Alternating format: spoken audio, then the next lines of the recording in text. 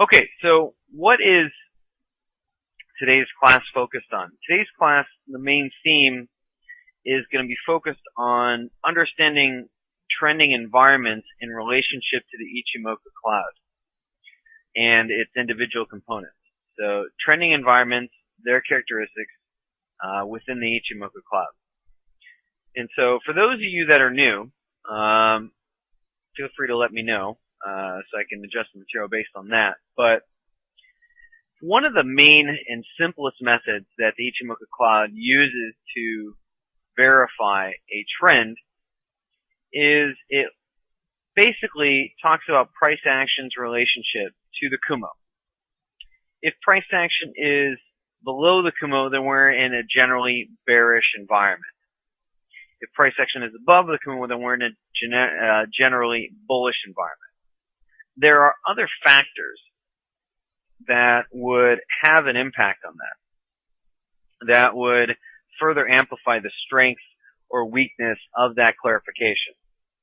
One of those would be the time that we are on one side of the Kumo or the other. So, and that's a tricky subject in the sense of there's so many different time frames.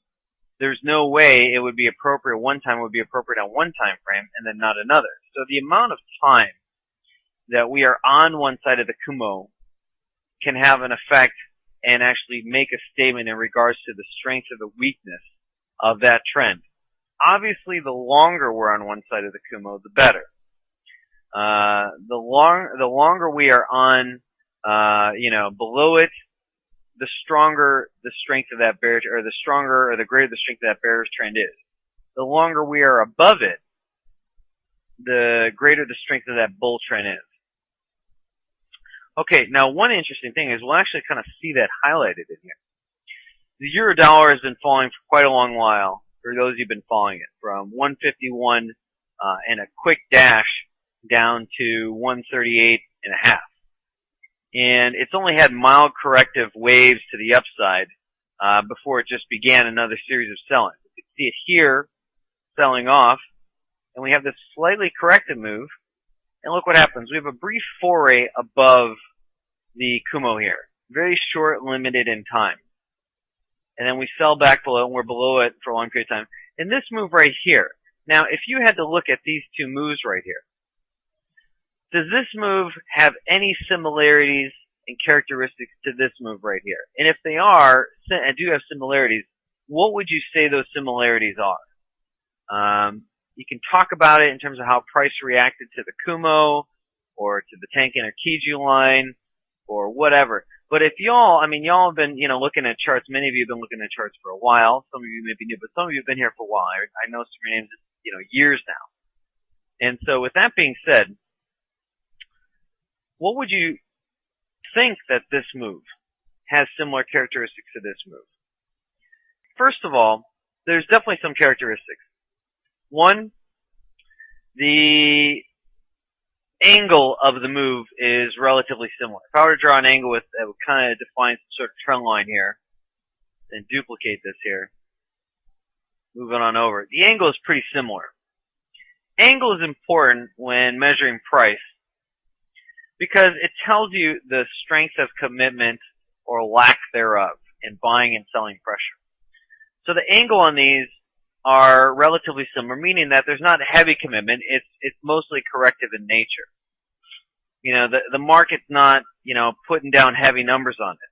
It's more of like there's some profit taking and maybe some oversoldness in the euro dollar that's causing these moves. So nothing extravagant is really forcing them. If they were, the angle would be much sharper. But the angle is relatively flat. It's decent, but it's nothing special. It's nothing to make a Van Gogh out of or anything like that. Two, other similarities. Both of them have spent a lot of time breaking through the Kumo. And these Kumos weren't exceptionally thick. This thing entered the Kumo a few hours before London. This gray line represents the London Open. And it didn't exit out till 2 p.m. California time. So you're talking well over 14, 15 hours later to break through a 1 hour Kumo. That's also not convincing. Contrast that to this little move right here, which started another round of selling. That took a whopping 1.5 hours at best. And maybe the Kumo was half as thick. So if we were to double the Kumo, it should have taken maybe 3 or 4 hours. This took well over 15 hours. So there is a similarity in terms of how long both moves are taking to punch through the Kumo, and they're not necessarily punching through with vigor. There's not much force behind it. So that's number 2.